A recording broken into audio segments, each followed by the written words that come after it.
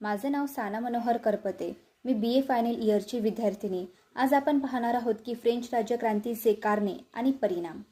French राज्यक्रांती अनेक कारणांमुळे झाली. श्रीमंत आणि गरीब यांच्यातील असमानता हे मुख्य कारण होते. फ्रेंच लोक मोठ्या प्रमाणात कर लादून थकले होते, तर श्रीमंत लोक तसे नव्हते. त्यांना त्यांचे अधिकार निवडण्यास सक्षम व्हायचे होते आणि त्यांचे सरकार कसे चालवले जाते याबद्दल त्यांचे म्हणणे होते.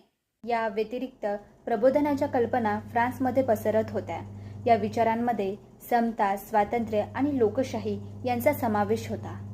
फ्रान्सचे लोक बदलण्यासाठी तयार होते. फ्रेंच राज्यक्रांती हा फ्रान्ससाठी मोठा बदलण्याचा काळ होता.